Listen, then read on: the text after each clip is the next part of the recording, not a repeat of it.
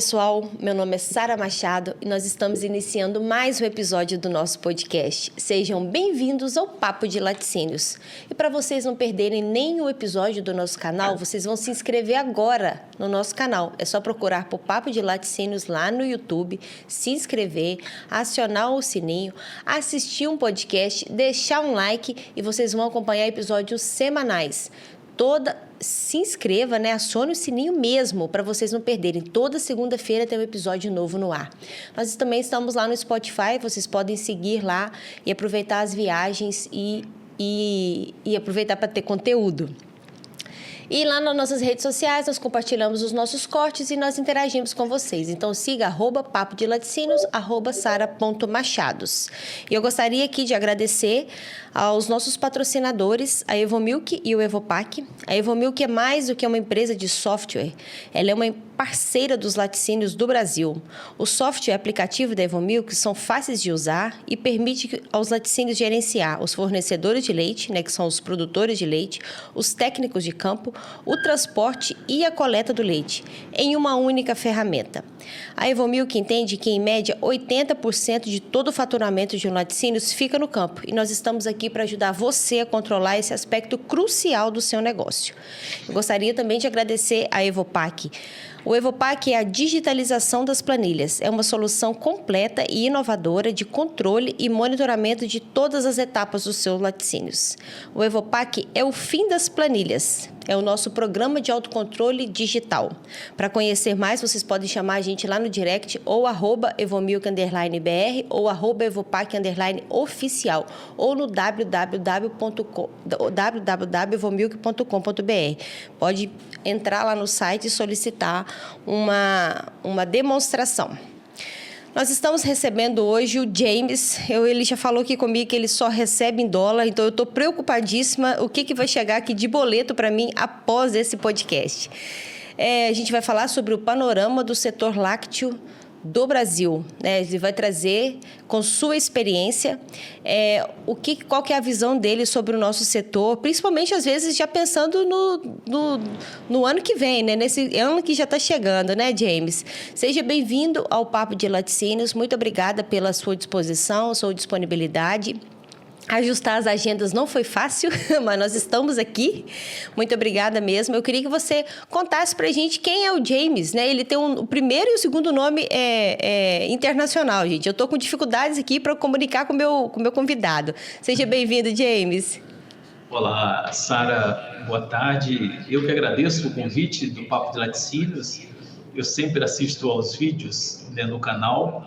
Já ouvi alguns episódios no Spotify, né? É sempre bom aproveitar as viagens, né? Ouvindo, né, os conteúdos. Acho que a viagem é mais rápida e a gente sempre, enquanto está na estrada ali, eu particularmente vejo como grandes momentos de inspiração, né? Muitos insights surgem a partir desses conteúdos.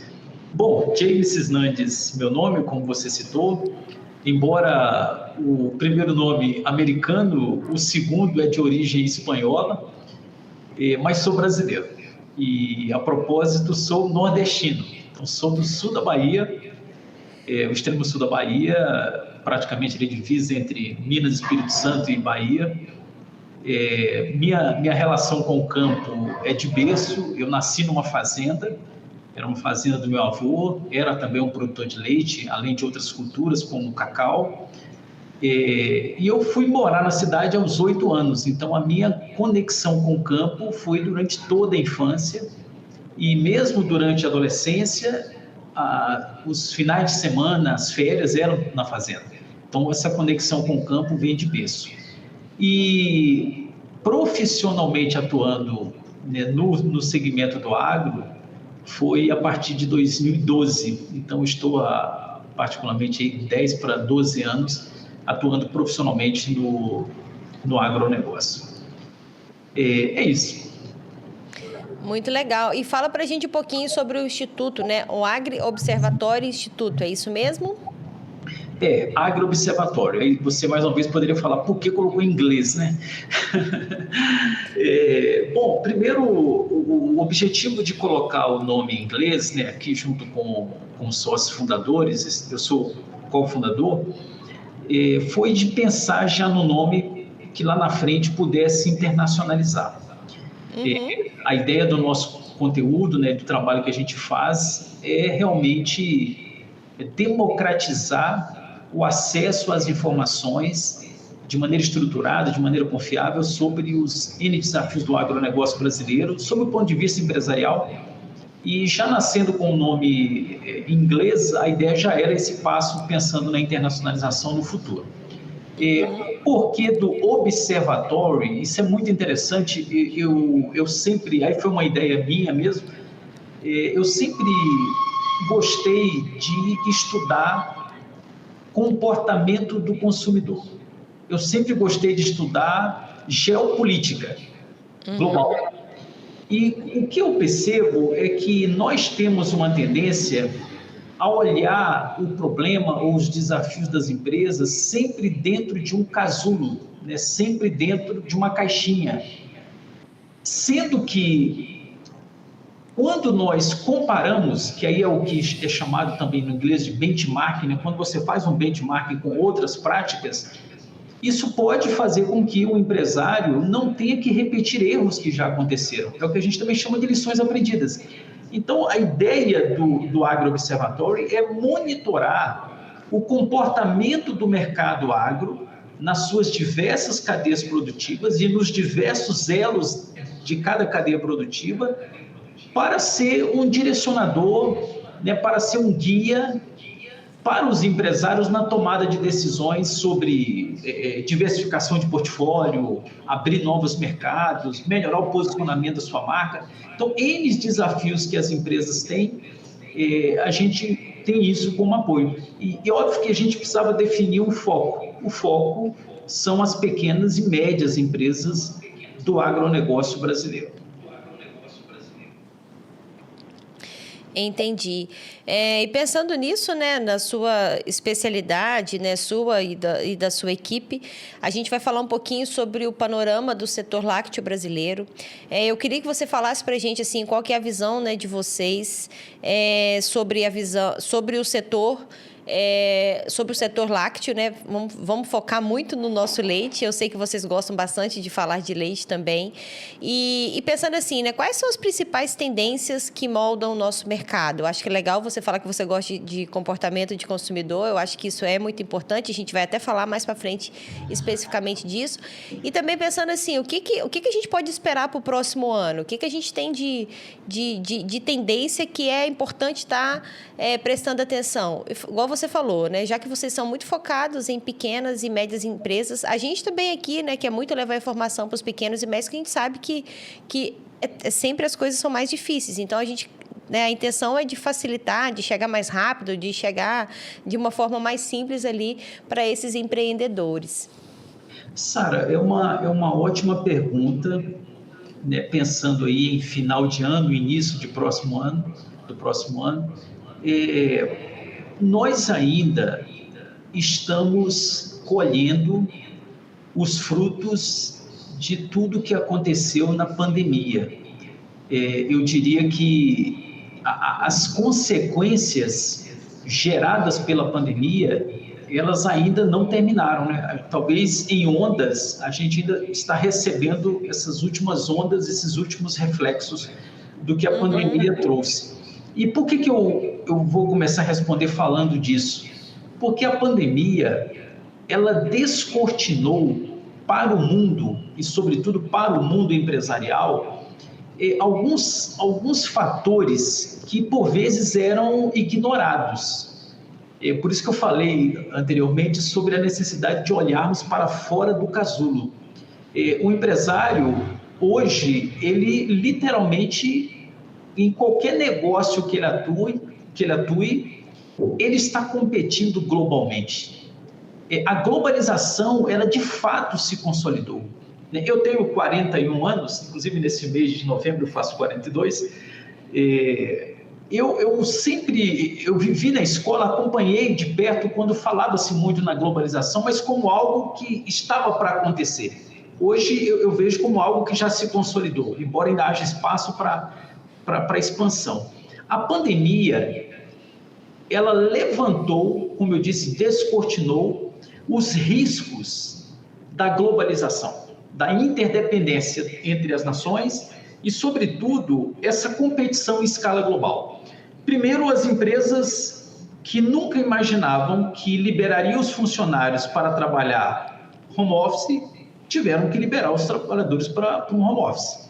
Ou seja, atividades que até então pareciam impossíveis ser realizadas dentro de casa, agora é possível. Mas isso é o lado positivo da coisa. O outro lado, que eu nem vou chamar de negativo, mas eu vou chamar de outro lado, é a competição por mão de obra. Hoje, um desenvolvedor, né, um mercado de tecnologia muito aquecido, um desenvolvedor de software, ele recebe hoje uma proposta pela internet, pelas plataformas como LinkedIn, para prestar serviços para qualquer lugar do mundo, recebendo em dólar. Então, às vezes, ele está ganhando um salário aqui, ele vai receber uma proposta para ficar alocado num projeto, sei lá, por 6 meses, sem precisar sair de casa, pode trabalhar lá de bermuda à vontade, e vai ganhar 3, 4 vezes o valor que ele ganha aqui no Brasil, trabalhando lá fora, prestando serviço para fora. Então, essa competição em escala global, essas consequências ainda estão acontecendo, ainda não está muito certo como é que esse negócio vai ficar. Por exemplo, algumas grandes companhias multinacionais têm anunciado a questão do retorno ao trabalho fisicamente. Grandes companhias têm feito esse movimento, porque tem os prós e contras do trabalho ser totalmente remoto, né? O ser humano é um ser social. E a gente, juntos, é possível compartilhar ideias, ter insights, conhecer as pessoas de forma totalmente do que é, né, o online, né? Nós estamos aqui aproveitando a tecnologia para fazer, né, essa transmissão, mas é diferente da colaboração no dia a dia. Você vai para um quadro, por exemplo, eu tenho meu quadro aqui, tem horas que para fazer o download das ideias, você tem que ir para um quadro branco. Você começa a escrever, então isso ajuda na criatividade. Então, eu acho que esse é um desafio que as empresas precisam sedimentar, consolidar agora, talvez para 2025. Esse é um aspecto. O outro que você comentou, aí já colocando como spoiler, são perspectivas do próximo ano, eu vejo que é a questão da tecnologia propriamente dita. Nós vivemos um problema sério de mão de obra. Eu tenho ficado cada vez mais surpreendido com pessoas reclamando da falta de mão de obra nos diversos setores, não só no agro, não só na cadeia do leite, não só dentro da porteira, mas em diversos setores. É impressionante como as pessoas têm reclamado de falta de mão de obra. Eu diria que são 2 fatores: a falta de mão de obra qualificada e a dificuldade para reter o talento. Então, assim, você não encontra a pessoa ou encontra a pessoa não qualificada, e difícil quando você encontra alguém qualificado você reter. Então, é um momento muito desafiador. E aí, como é que o empresário sai dessa saia justa, né? Como é que o empresário sai desse dilema? Tecnologia. Não tem jeito, tem que tentar automatizar. E aí, ao mesmo tempo, vai gerar, né, todos os questionamentos que normalmente virão de sindicatos e tal, sobre como que a tecnologia vai roubar o posto de trabalho. Mas, na verdade, como é que você resolve os 2 lados da moeda? É difícil, né? Mas, então, para não delongar, Sara, eu destacaria esses 2 tópicos como principais fatores aí para vamos dizer assim, o ano de 2025, né, como desafios aí, a questão da como qualificar, reter mão de obra, e a questão de revisar os processos de uma maneira estruturada e avaliar oportunidades de inserir tecnologia, seja ela em hardware ou em software ou ambas. Eu fico feliz, então, com a sua perspectiva, porque eu não estou no caminho errado, então. James, tem outro assunto que eu acho interessante a gente trazer aqui, né? Pensando no panorama, né, total aí do setor, que é sobre as fusões e aquisições, né?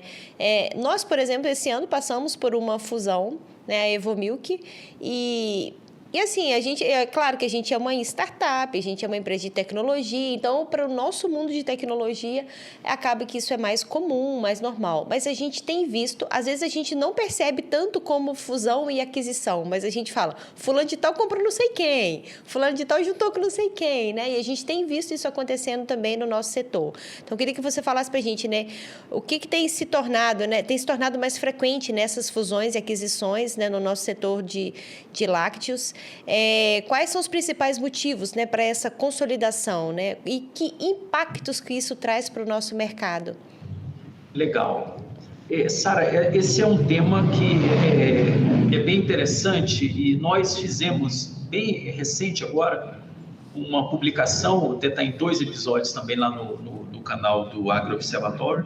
Então, quem pesquisar fusões e aquisições no setor lácteo, com certeza vai encontrar aí o material.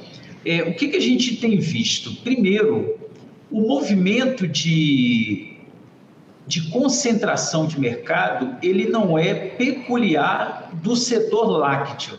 Isso já vem acontecendo, eu diria que nos últimos 10, mas sem dúvida nos últimos 20 anos, mas talvez nos últimos 10 isso foi acelerado. Por exemplo, no setor de farmácias, né? É um setor que gerou uma grande concentração. O setor supermercadista também fez essa concentração. Isso vem acontecendo com academias. Então, em vários setores, sobretudo os setores varejistas, esse movimento tem acontecido. Quando a gente traz isso para o contexto da indústria de laticínios e o movimento que ocorreu nos últimos 20 anos, sem dúvida, o fator principal é como que eu me preparo para competir melhor. Não há dúvida, se não fosse por essa razão, não teriam ocorrido. Vou citar um exemplo. Normalmente, uma marca de laticínio, se ela estiver focada na produção do leite, né, vou chamar o leite caixinha, o leite UHT, ela vai trabalhar com margens muito apertadas. Às vezes, a disputa ali é por centavos. Então, não faz sentido eu captar leite numa região, vou pegar como exemplo no Triângulo Mineiro, e transportar esse leite sem muito valor agregado e vender como leite caixinha lá no Nordeste, porque o custo de frete vai consumir a margem, e eu vou trabalhar no vermelho. Então, normalmente, quando eu faço uma concentração, eu terei, por conta dessa concentração, um poderio econômico maior, talvez um canal de distribuição mais expandido e, sem dúvida, a força do capital vai propiciar um investimento no processo de fabricação, de industrialização para diversificação do mix. Aí eu consigo trabalhar com produtos de alto valor agregado e também com um produto, vamos dizer que o pessoal costuma chamar que é um produto combatente, né? Às vezes a marca do leite é um produto combatente que é para abrir mercado, né? Ele vai abrindo e vai criando uma conexão ali, né, com o consumidor. Mas não é ali que a empresa vai ganhar dinheiro. Normalmente o dinheiro estarão nos produtos de alto valor agregado, sei lá, um iogurte diferenciado, né, um queijo, né, a variedade de queijos, né, a gente brinca que a paleta de cores, né, quando você vai falar de queijo, realmente é muito ampla. Então, existem N produtos derivados do leite com alto valor agregado. Então, essa concentração permite a essas empresas um poder econômico de modo a ter um estudo melhor do mercado, a melhorar vamos dizer assim, a cadeia de abastecimento, os canais de distribuição, as políticas, até mesmo para valorizar os produtores rurais, né, que no caso são fornecedores, ali para poder criar um programa de fidelização. Então, eu vejo que essa concentração, ela traz muitos benefícios, embora possa haver questionamentos de que boa parte desses grupos são grupos estrangeiros. Então, vai haver fuga de capital para fora, mas desde que promova o desenvolvimento, a qualificação, eu entendo que está deixando um legado positivo, porque normalmente as companhias maiores, elas tendem a subir a régua. Eu vou pegar um exemplo. Se você tem uma indústria com um grau vamos dizer, de industrialização, de qualificação baixo que é exigido naquele processo produtivo, que tipo de mão de obra vai ser atraído para onde tem essas fábricas? Normalmente mão de obra braçal, né? Vamos dizer, mão de obra menos qualificada.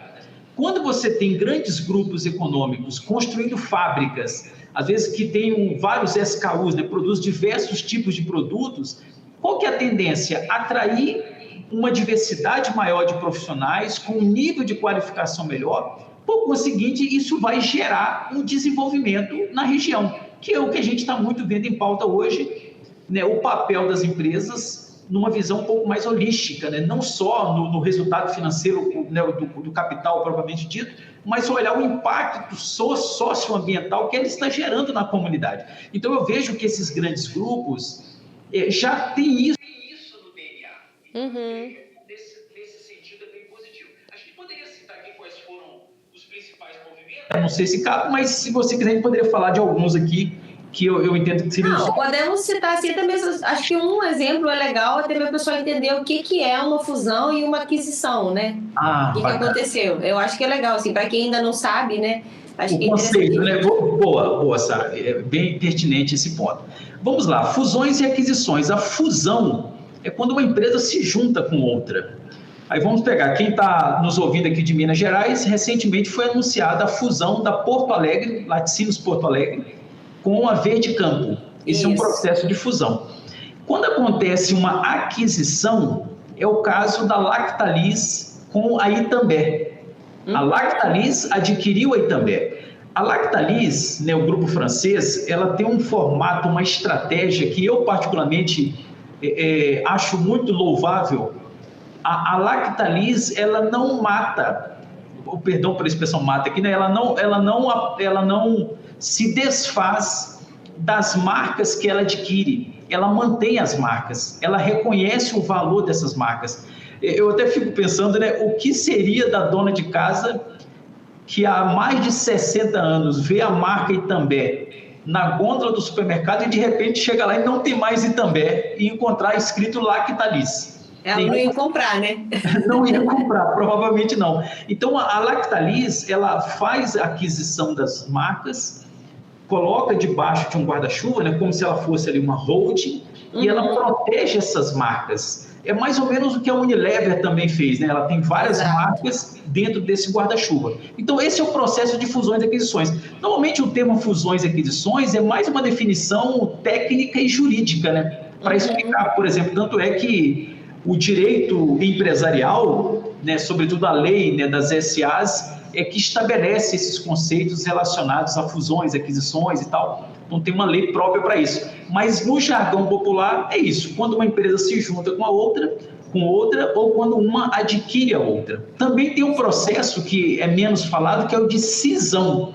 Então, tem fusões, aquisições e tem a cisão. A cisão é quando separa. Vou pegar um exemplo. Isso aconteceu, e vou trazer um exemplo dentro do próprio segmento do leite. Num passado não tão distante, o grupo BRF tinha a divisão de lácteos. E ela vendeu a divisão de lácteos. Ali foi uma cisão. Para ela foi uma cisão. Ela se desfez de um negócio e ela continuou com os demais negócios que faziam parte do grupo. Então, isso é um processo de cisão. Mas esse mercado de fusões e aquisições, essa tendência tem acontecido, eu vejo um fortalecimento. O produtor sempre, aí pensando no papel do produtor, como a gente está falando aqui, papo de laticínios, eu quero dar duas mensagens aqui. Uma para o produtor que está nos ouvindo e deve estar se perguntando, né? Puxa, como que nós nos beneficiamos disso? Bom, quanto mais profissionalização, melhor em qualquer setor. Porque profissionalização está ligado para a meio educação e quanto mais você tem educação, também melhor. Você conhecer as coisas. Então, eu vejo que o produtor, ele se beneficia porque ele vai ter o apoio de uma empresa, de um grupo empresarial que sabe planejar o médio e longo prazo. Normalmente, empresa de dono, ela foca muito no curto prazo. O resultado desse mês, o resultado desse ano. Uma empresa, um grupo empresarial, a exemplo do Grupo Lactalis, normalmente ele vai pensar o curto, médio e longo prazo. Ele pensa na perenidade, ele pensa na continuidade do negócio. E sob essa perspectiva, quando a gente olha para o produtor rural lá no campo, essas empresas, elas têm lá os grupos de estudo, com pesquisa e desenvolvimento, etc., que pensam o seguinte: A atratividade do setor do leite, como é que está para o produtor rural? Está fazendo sentido para o produtor rural continuar investindo nessa atividade? Então, esse tipo de grupo empresarial pensa nisso, porque ele depende da matéria-prima que vem do campo. Então, provavelmente ele vai ter estudos para falar como que eu torno a atividade da pecuária de leite mais rentável para que eu continue atraindo novos produtores, ou mesmo pensando na questão da sucessão familiar, para que haja uma sucessão, porque o filho vê que aquele negócio é rentável. Então, os grandes grupos empresariais, pelo próprio nível de maturidade da gestão, eles olham o ecossistema em que a empresa está inserido. Ele chega de uma maneira integrada a cadeia de abastecimento, a cadeia produtiva. E, para mim, os pequenos laticínios, nenhuma crítica a eles, eu acho que é uma questão de estágio de maturidade. Às vezes ele não consegue pensar dessa forma, ele às vezes está olhando muito o curto prazo. E aí, Sara, para a gente passar para a próxima questão, eu faço um paralelo aqui, para quem já estudou sobre a pirâmide de Maslow. Quem não estudou, depois dá um Google aí, pirâmide de Maslow, que é a teoria das necessidades, né? A pirâmide da hierarquia das necessidades. Quando a gente olha a pirâmide de Maslow, tudo começa com a necessidade básica. Você precisa se alimentar, beber água e tal. Há muitos anos, eu tenho feito isso, né, em palestras, em eventos, em consultorias. Eu falo que as empresas também, elas passam por uma classificação semelhante à pirâmide de Maslow. Uma empresa pequena, normalmente ela está preocupada com as necessidades básicas, que é como que ela vai se manter de pé. Como é que eu produzo? Às vezes nem está fazendo corretamente a análise de margem de lucro, ela quer sobreviver. A pirâmide de Maslow. Agora, quando você pega um grande grupo empresarial, vou citar aqui, né, a Lactalis, a Nestlé, essas empresas, elas estão olhando lá na frente. Então, normalmente, ela já está no estágio da pirâmide, não de necessidade básica. Ela já quer se posicionar, por exemplo, como uma empresa social e ambientalmente responsável. Não é mais a necessidade básica, ela já tem uma bandeira que ela defende. Ela quer ser uma empresa que é vista mundialmente porque ela ajuda a fortalecer o ecossistema em que ela atua, o impacto socioambiental. A própria Nestlé tem um exemplo muito interessante disso, né? Está no próprio portal deles, quando eles avaliam ali a cadeia do café. Como que a Nestlé ajudou, né, a estruturar a cadeia produtiva do café, com a rastreabilidade dos produtos e fazendo com que a produção já tivesse uma garantia de compra em longo prazo, ajudando esses produtores a financiar a tecnologia no campo. Ou seja, isso é um olhar muito mais ampliado. Isso dificilmente a gente vai ver numa empresa pequena, de pequeno porte. Não, pois é. E assim, eu acho que o que a gente tem que entender, né, sobre fusões e aquisições e toda a sua explicação é que é muito a tendência, né? Assim, a gente está vendo que cada dia mais isso está acontecendo. Então, eu acho que quem está no setor precisa de estar atento, precisa de entender como é que funciona. Eu acho que não pode ser radical a ponto de pensar, não, né? Eu não junto com ninguém, né? Não, acho que não é assim. Tem muitas coisas, eu falo assim, as coisas têm que ser estudadas, né? Precisa de ter uma estrutura boa ali de advogados para dar um suporte legal, mas as coisas precisam de ser analisadas, né? Às vezes é uma forma de você ficar muito mais forte.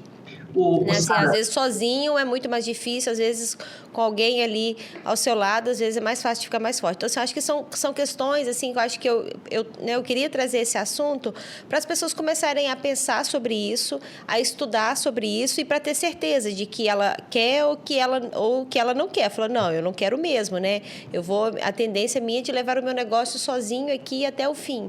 Né? Eu já tenho uma sucessão planejada, né, que vai ser feita com sucesso e tal, porque eu imagino que nenhum empreendedor quer que a marca dele morra, né? A gente tem, né, todo o apego ali pelas marcas, né? Então, assim, estou falando muito nesse sentido, que eu acho que vale a pena a gente, né, falar sobre isso, discutir sobre isso e pensar sobre isso, né? Sara, eu complemento o que você falou, né? Eu concordo 100%. Tem um estudo que a Accenture publicou. Eu sou executivo na Accenture, com foco em empresas do segmento agri-chemicals, né, dentro de uma área que a gente chama de IndustryX, né, que é a parte ligada à transformação digital na indústria, em processos industriais, o que a gente chamaria de Digital Manufacturing e tal. E eu brinco que nas horas vagas é que eu toco os negócios do Instituto Agro-Observatório. E qual que é o tema? Uma publicação que a Accenture fez deve ter um pouco mais de 1 ano, 2 anos, depois eu posso pegar e compartilhar com você, para você passar para os seus ouvintes. Esse estudo, ele indica uma tendência do mercado em concentração em grandes grupos e a segmentação, talvez em pequenos negócios, em nichos. O que eu estou querendo dizer com isso? Hoje, normalmente, quando a gente fala em produtores rurais, a gente pode ter os grandes produtores, que estão no topo da pirâmide, os médios produtores, que é uma parte que está sendo achatada, e aqui embaixo você tem a agricultura familiar, que sempre vai existir, sempre existiu, sempre vai existir. Sim. Então, o grupo do meio é que está sofrendo um processo de profissionalização e de concentração, assim como os laticínios, também no campo. Então, está havendo os grandes produtores estão fazendo aquisições, então a tendência é que aumente o número de grandes, diminua os médios e embaixo vai continuar tendo ali na base da pirâmide. Quando a gente olha para os laticínios, o processo é o mesmo. O que vai acontecer? Os grandes grupos, a gente vê Embaré com Betânia Lácteos, formaram a Alvoar. São duas marcas poderosas. A Betânia, eu conheço os sócios da Betânia, conheço os diretores da Embaré. A Betânia é a maior marca de laticínios do Nordeste, com market share gigante. Verdade. Formou uma marca muito poderosa. A Embaré é uma marca de quase 100 anos, 80 ou 100 anos. Então, formou um grupo ali que, para mim, é imbatível ali para o Nordeste. A Embaré já tinha o Nordeste como um mercado, talvez, de maior concentração do seu market share. E agora se junta com quem já era líder do Nordeste. Então, assim, realmente é um mercado muito forte. O que eu estou querendo dizer com isso? Então, os laticínios tendem a agrupar em grandes grupos, mas nesse momento em que os grandes grupos se formam, surge espaço aqui embaixo para os negócios de nicho. É aí que está o detalhe. É muito importante para os empresários que estão nos ouvindo, seja ele o empresário, o dono do laticínio, o fundador do laticínio, o diretor de marketing, diretor de pesquisa e inovação, diretor de digitalização, observar isso. Quando os grandes grupos se formam, tem batalhas que as grandes corporações, multinacionais sobretudo, elas não conseguem comprar. Eu brinco com uma analogia de que uma multinacional, ela equivale a um transatlântico. A movimentação que ela faz não é simples. Tudo requer um planejamento com muita antecedência. Ao passo que uma empresa de pequeno porte, ela se movimenta como uma lancha ou um jet ski. Então, ela pode mudar a rota com muito mais facilidade. O que eu estou querendo dizer com isso? No momento em que a concentração ocorre com esses grupos, os laticínios que não quiserem ser aqui exprimidos no meio, porque ele não vai estar preparado para competir com os grandes, em margem, em volume de produção, em capacidade, de financeira para poder atrair produtor com programas de fidelização, etc. O que resta para esse grupo e os pequenos? Focar na especialização, no nicho, na diferenciação. Que isso bate com a estratégia do Michael Porter. Eu vivo citando livros aqui, depois a gente pode fazer a lista, eu te mando. O Michael Porter, ele fala da estratégia competitiva, Você pode se posicionar por preço, por diferenciação e especialização. Então, abre um espaço aqui para que as empresas foquem no desenvolvimento de um produto muito específico. Aí vai ter ali um nicho para ela explorar, e normalmente esse nicho vai ser relacionado a uma região, a um grupo de produtores, pessoas que sejam intolerantes à lactose, enfim, algum nicho ela vai conseguir explorar com uma velocidade, com uma personalização que dificilmente um grande vai ter capacidade de fazer. Sim, sim. E aí tem a oportunidade dos queijos, por exemplo, né? Dos sabores diferentes, né? Eu falo que os queijos artesanais, né, ele tá muito forte por causa disso, né, porque é um mercado diferente, muito específico, com um sabor diferente, né, tem uma história ali para contar, o consumidor tem buscado muito isso, né, mas é isso, eu acho que é interessante você falar assim, a gente tem vários exemplos, tem os meninos que já gravaram um podcast aqui com a gente, que eu acho que eles têm enxergado muito isso no setor, sabe, que é o Bruno, são lá do Pomerode, né, da Pomerode Alimentos, lá da Vermont, dos queijos Vermont.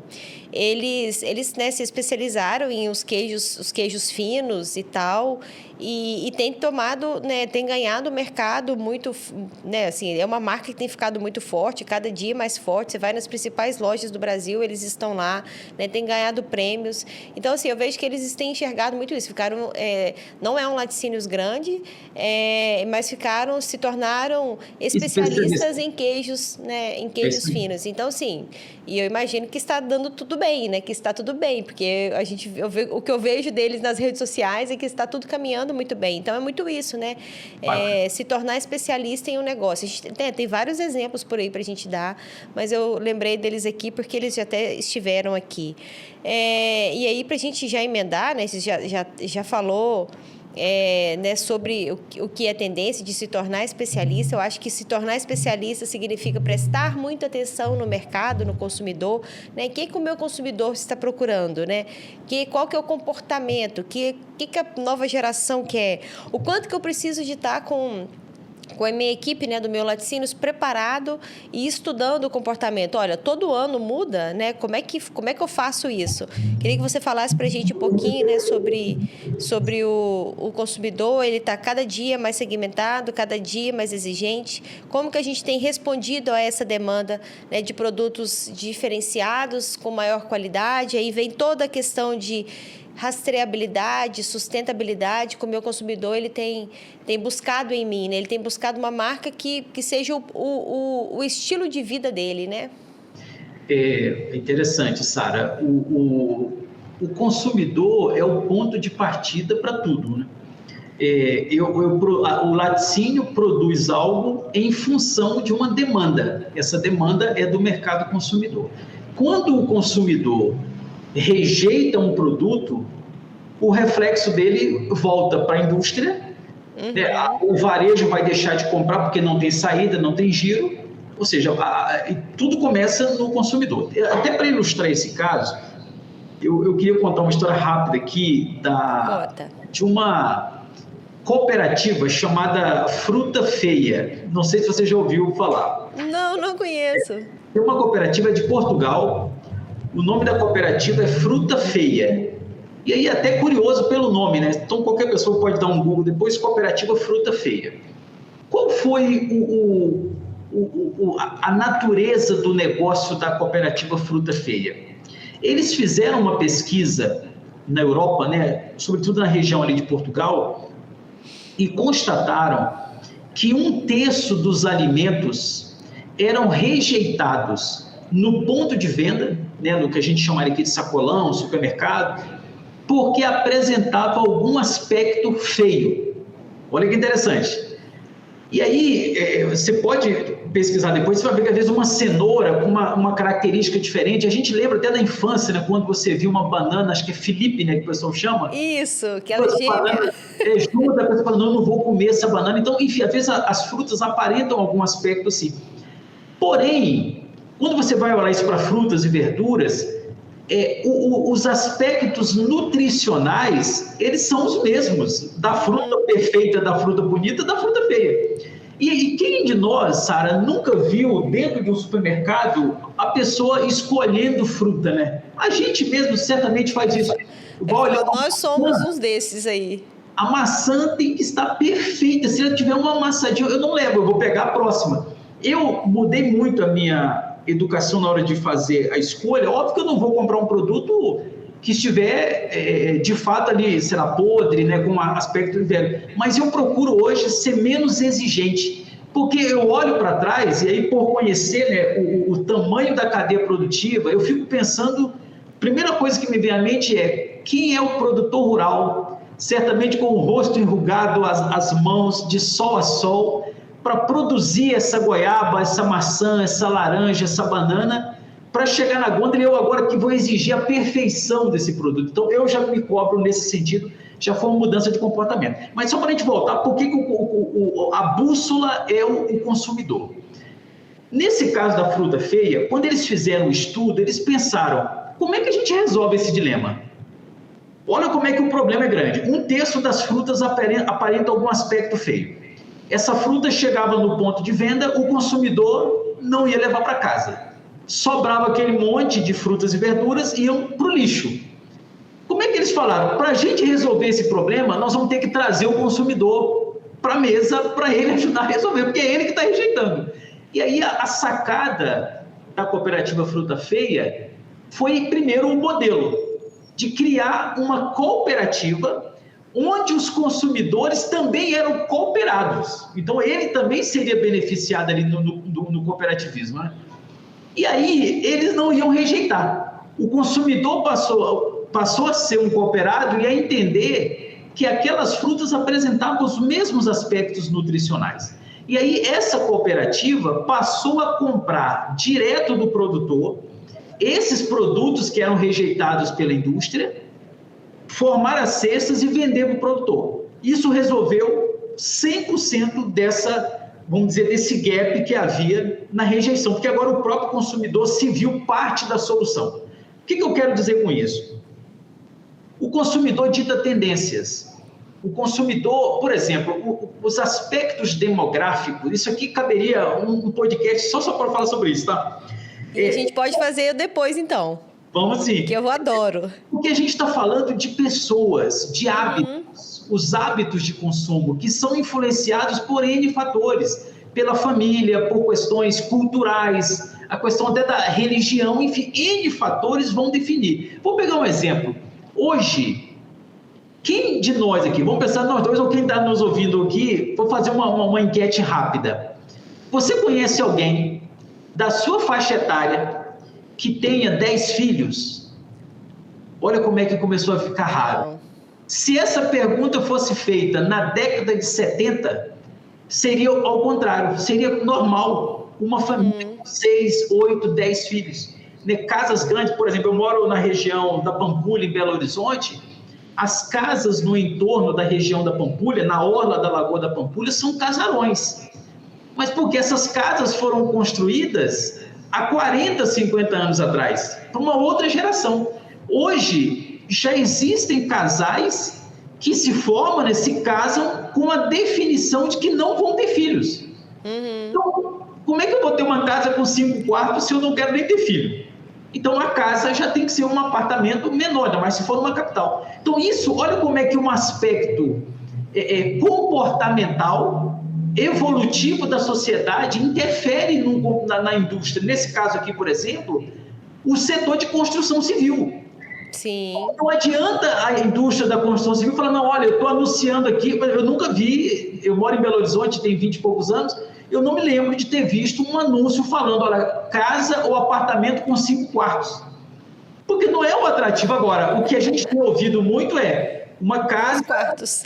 O home office, né? Olha, você vai ter aqui uma estrutura para fazer o seu home office. Então, a casa é próximo do trabalho. Então, o comportamento do consumidor, ele molda toda a estratégia da indústria. E aí, vamos entrar num tema, eu acho que, não sei se eu posso emendar aqui o assunto, que é o processo de industrialização. Sim. Vamos lá. Quando a gente fala na Revolução Industrial, depois veio os nomes Indústria 4.0, né, transformação digital, essa sopa de letrinhas, mas vamos resumir aqui. A Revolução Industrial, que começou, né, ali na França, ela se pautou, ou ela ficou marcada quando a indústria começou a produzir de maneira padronizada e em grande escala. Aí surgiu o Fordismo, o Taylorismo, todas aquelas teorias de produção. Então você tinha uma linha de produção. Cada pessoa na linha de produção se especializava em uma atividade. Então, sei lá, alguém só apertava o parafuso da roda do pneu, o outro era especialista no volante. E assim criou-se a linha de produção.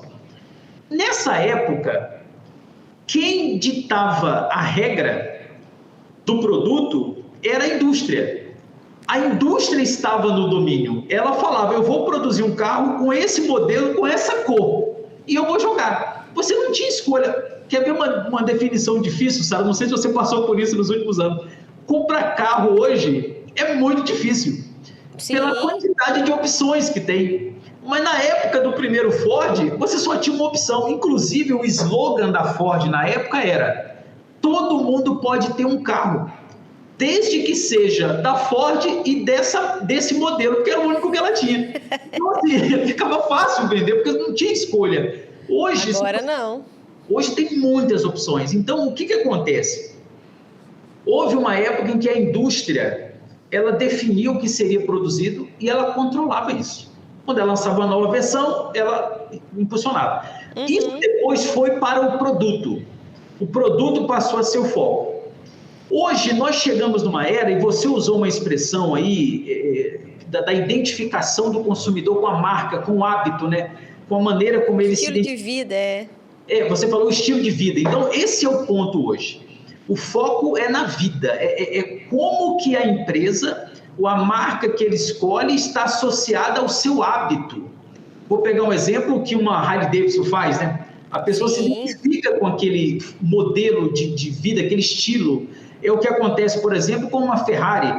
Quem vai comprar uma Ferrari não está preocupado quantos quilômetros fazem por litro ou quanto é que é o valor do seguro, ou o valor do IPVA. Outra coisa também, né?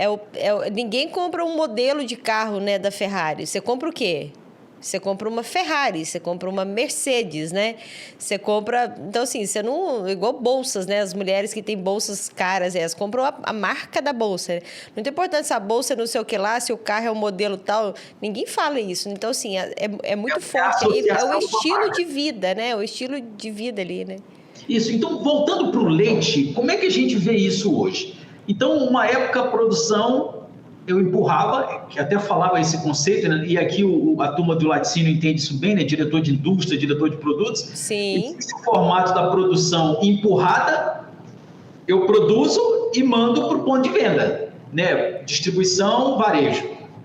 Hoje o formato é da produção puxada, porque se eu quiser empurrar, a chance de produzir e não ter saída é grande.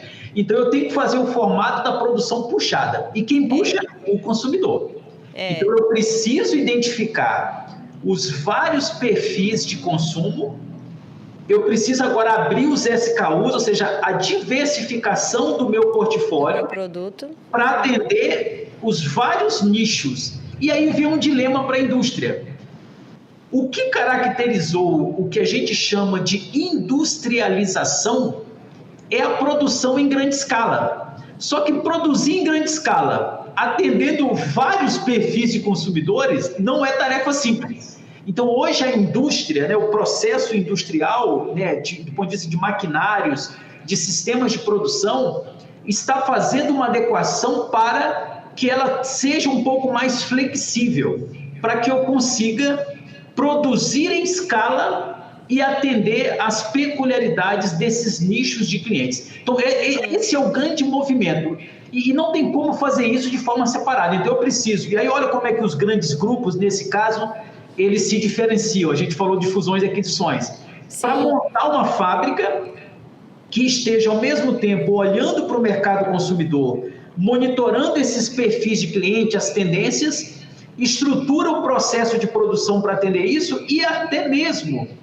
pode ser que exista um grupo de consumidores, por exemplo, né, resistentes à questão de lactose, todas essas diferenciações que tem hoje, que vai demandar da indústria um olhar diferenciado lá para a produção na fazenda. E talvez fazer parcerias com produtores para eles produzirem um determinado tipo de leite com um teor de matéria gorda, de proteína, enfim... que atenda aquelas características para produzir um alimento que seja específico para aquele grupo. Então, olha como é que a visão tem que ser integrada. Então, eu acho que a gente está passando por um momento onde a tecnologia, nesse momento, é fundamental. Não dá para fazer isso tudo com planilha, né? Até vocês falaram aí de uma solução que é para substituir a planilha. Exato. E aí, né, eu tô super empolgada aqui, com você, pensando, gente do céu, na verdade eu tinha que ter cada tópico que eu coloquei aqui podia ser um podcast com o James que já ia ser um sucesso total. Porque, assim, é muito assunto interessante que a gente precisa de explorar mais aqui no setor. Eu estava no congresso de mulheres do agronegócio, né? Congresso Nacional das Mulheres do Agronegócio. O que o pessoal mais falou lá, repetiu lá a palavra lá, foi comunicação. Que a gente precisa de comunicar melhor, que a gente precisa de comunicar mais. A palavra do congresso foi comunicação. Quem está me ouvindo vai lembrar disso. Então, assim, eu acho que a gente precisa de fazer isso aqui mesmo, sabe? Eu dou muito valor a quem produz conteúdo no nosso setor, porque não é fácil, né? Assim, as pessoas que entendem do negócio também estão ocupadas com outros negócios, então tirar um tempo para isso aqui não é muito, né? É difícil na nossa agenda, né, desafiador, né? É verdade. Desafiador, exatamente. Mas que bom, né, que a gente tem pessoas igual você que pode trazer bastante conteúdo para a gente. E, assim, eu já deixo aqui, antes da gente passar para o próximo ponto, eu já deixo aqui, né, o convite para você realmente vir aqui e a gente explorar muito mais assuntos que a gente só está passando hoje, porque eu acho que vai ser muito legal. E aí, para a gente ir para um dos tópicos aqui que eu não queria deixar que a gente comentasse, para a gente ir finalizando o nosso papo, eu queria que a gente falasse sobre isso, né, sobre transformação digital, como é que você enxerga o nosso setor em relação a isso, quais são os desafios que as empresas, eu falo, né, empresa de laticínio, mas hoje eu estou do lado de cá, né, hoje eu sou uma empresa de tecnologia, quais são os desafios que as empresas enfrentam para implantar mudanças, né, porque eu falo que transformação digital, né, que a digitalização dos processos, ele faz muita, né, vai muito ali da cultura, né, das pessoas que estão envolvidas ali, né. Então é uma mudança muito grande. As pessoas têm muito medo de mudança, né. E o nosso setor ele é muito conservador, né, James? Você começou, Sara, já endereçando um dos maiores desafios aos projetos ou processos de transformação digital na indústria. E aí o segmento do leite não é peculiar, tá? Ele vive o mesmo dilema de outras indústrias. Nós temos alguns segmentos de indústria que estão mais avançados. Se a gente tivesse que traçar uma régua de maturidade do ponto de vista de digitalização ou de transformação digital, sem dúvida, a indústria automotiva ela estaria no topo. Tanto é que quando a gente pensa em robôs no chão de fábrica, a primeira imagem que vem à nossa mente é da indústria automotiva. Verdade. Eu fui comentar um exemplo aqui, eu falei do Fordismo, indústria automotiva. Então, é quase que automático. Se for pegar Belo Horizonte, então os alunos do ensino médio vão visitar a fábrica da Fiat, né? Então, assim, é muito natural a indústria automotiva. Mas quando a gente olha para um segmento como da indústria de laticínios, eu entendo que ainda estamos, talvez, na primeira onda, enquanto que uma indústria automotiva, talvez numa escala de 1 a 5, já estivesse de 4 para 5. Então, a gente está na primeira onda. Ou seja, tem muito mato alto, o pessoal do agro entende o que é mato alto. Sim. Tem muito mato alto, a gente precisa sim. E o principal fator, Sara, que impede ou que dificulta a evolução ou a aceleração do processo de transformação digital é a resistência à mudança. As pessoas têm uma resistência muito grande à mudança. A maneira como ela faz aquela atividade há muito tempo. E outra coisa que é muito comum no segmento do leite, profissionais que estão dentro das empresas há décadas. Você já deve ter, passou um filme na sua cabeça. É muito comum, durante 8 anos para 10 ou quase 10 anos, eu visitei mais de 100 laticínios e cooperativas de produtora de leite no Brasil, de todo o Brasil. E eu percebi, por exemplo, em uma delas, eu não vou citar aqui o nome de nenhuma, porque eu não estou com procuração para falar dela, mas uma dessas empresas tinha um gerente de política leiteira que estava indo para 45 anos de empresa. 45 anos, você tinha mais de 60 anos de idade e 45 anos de empresa. Como é que você chega para uma pessoa com 45 anos de casa, batendo o crachá ali, e você começa a falar da necessidade de otimização de processo. Normalmente alguém me fala. Assim, a pessoa isso, a pessoa recebe até como ofensa. Ele olha para você, você tem a metade, então, às vezes a metade da ideia e fala assim, James, quem é você, meu filho? Eu tô aqui já tem tantos anos, né? Ou seja, tem 4, você nem era nascido quando eu já estava aqui. Então, essa é a resistência. Aí como é que você rompe isso? Bom, tem N formatos, eu não vou entrar no detalhe do como para a gente não perder os tópicos que eu imagino que façam sentido a gente citar. Então, para mim, a resistência à mudança, integração de sistemas, software, é outro desafio, porque toda empresa usa mais de um sistema. É normal a gente conversar aí com diretores, gerentes da área de política leiteira, que fala assim, eu uso hoje de 5 a 10 sistemas, eu queria ter um só. Isso é utopia. E eu hoje aqui na Evomilk eu cuido da implantação de sistemas, então eu fico exatamente nessa parte, nessa linha aí de integrações, entendeu? E é uma dor de cabeça mesmo, a gente entende, mas assim, os dois lados, né, tanto um sistema quanto o outro, todo mundo tem conversado cada dia mais para facilitar tudo, sabe? Então assim, se isso pode te tranquilizar, eu digo que tem muita gente conversando, né, muitas parcerias sendo feitas, sabe? Então isso é bem interessante para o setor. Não, e o ponto as empresas precisam de sistemas especialistas, sistemas que vão resolver problemas muito específicos, e tem os sistemas que abarcam mais coisas. Agora, achar uma plataforma que vá fazer tudo com o nível de especialização que ele quer é exigir demais. Ou você tem uma coisa ou tem outra. E para mim existe, por exemplo, o ERP, né, o software de gestão. Tem as ferramentas de gestão de mercado, né, as principais, né, dos grandes preços, de empresas de médio porte e pequeno. E tem algumas especializadas por ramo de negócio, por exemplo, software de gestão para laticínio. E tem outros softwares que são específicos por temas. Por exemplo, faz sentido a Evomilk desenvolver uma ferramenta de BI para competir com, por exemplo, Power BI? Não faz sentido, porque a ferramenta do Power BI com ele. Já se popularizou. Então, assim, no passado tinha lá o ClickView, né? Hoje é Power BI. Então, tem algumas necessidades nas empresas que existem ferramentas especialistas. E para outras, vai ser necessário criar soluções customizadas. Então, não dá para vender sonho. Dá para diminuir a quantidade de sistemas dentro das empresas? Com certeza dá. Mas isso é preciso rever a questão cultural, é preciso rever processo e, por último, você vai ver a questão de sistema. O sistema nunca deve ser a primeira discussão. Outro ponto é a qualificação das pessoas. Se você vai promover esse tipo de mudança, você prepare a sua equipe, né? Se as pessoas estão preparadas para esse novo.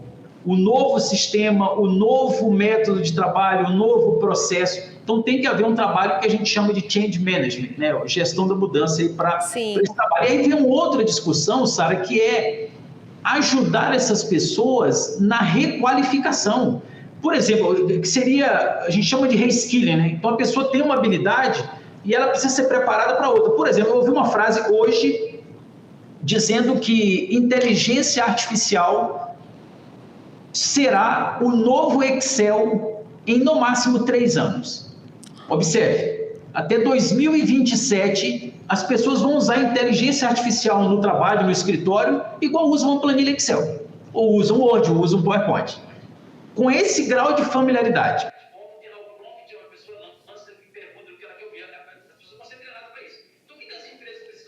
O movimento de transformação digital, elas precisam... Será que caiu? Oi, James? Eu acho que caiu, né?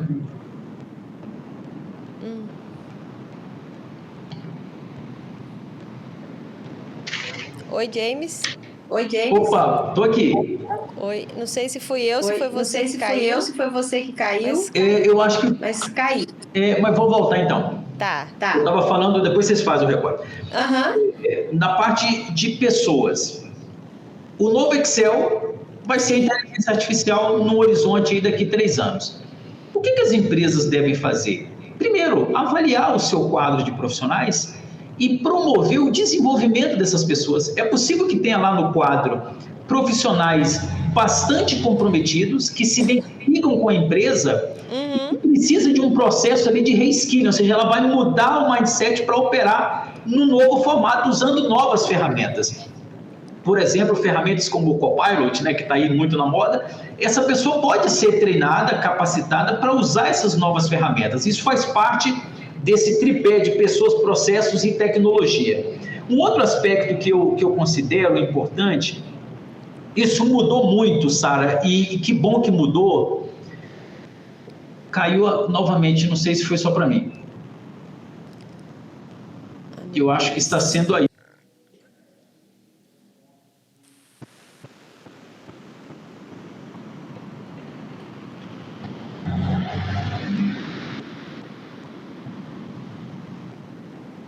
Eu acho que a conexão está caindo de novo, sabe? Oi.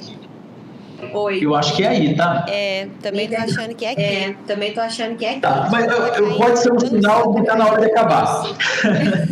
Menos mal. Eu queria dizer o seguinte, para a gente fechar esse tema, o último tópico que eu colocaria como desafiador nesse movimento, nessa jornada de transformação digital da indústria de laticínios, está ligado à aproximação da área de tecnologia do negócio. No passado, isso mudou, melhorou muito, mas ainda existe, né, os silos. A TI era vista como um departamento, o pessoal que fica no ar-condicionado. E a turma que precisa da TI é quem está lá no chão de fábrica. Então, essa aproximação da TI, da área de tecnologia com o negócio, é o grande ponto que a gente precisa azeitar. E agora mudou, porque não é só mais TI, né? Porque agora você pega a área de tecnologia, você tem dois grupos, o OT, né, que seria a turma mais de automação, né, o TA, né, automação industrial, e a turma de TI, que é a parte mais de sistemas, software. Então, como é que você, primeiro, unifica os times de tecnologia e faça com que esses times de tecnologia se aproximem do negócio? Pró-business, pró-negócio. Ela tem que trabalhar em prol do negócio. Porque no passado, 15, 20 anos, já cansamos de ver departamentos de TI parecendo cartório ou empresa pública, né? Um monte de você precisa por ali, né? Não, e assim, você precisando de apoio para resolver um problema e a resposta é: você já abriu o chamado?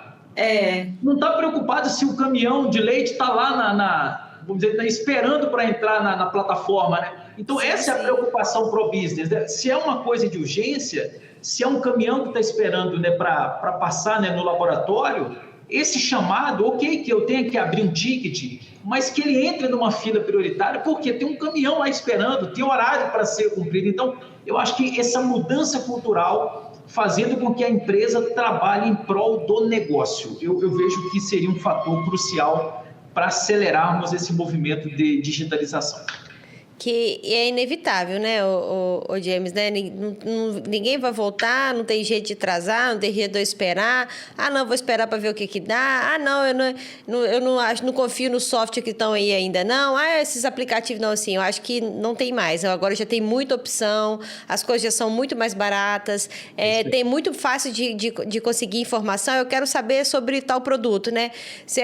Igual você falou, você vai no YouTube, você tem vídeo, você vai no Google, você tem um monte de informação, você pede o chat GPT para listar para você, ele vai lá, lista para você, coloca os preços, os pontos positivos, os negativos e tudo mais, né? Então, assim, hoje em dia o que a gente precisa é de estar atualizado, de acreditar e de estar atento às tendências, né? Qual que é a tendência, né, do mercado para o próximo ano, né? O que é um novo mercado? Então, acho que a gente precisa de sempre estar falando disso, sabe? Do nosso setor, né? Igual você falou, ter uma régua, né, que mede aqui o quanto que a gente está para frente ou para trás, adiantado ou atrasado, né?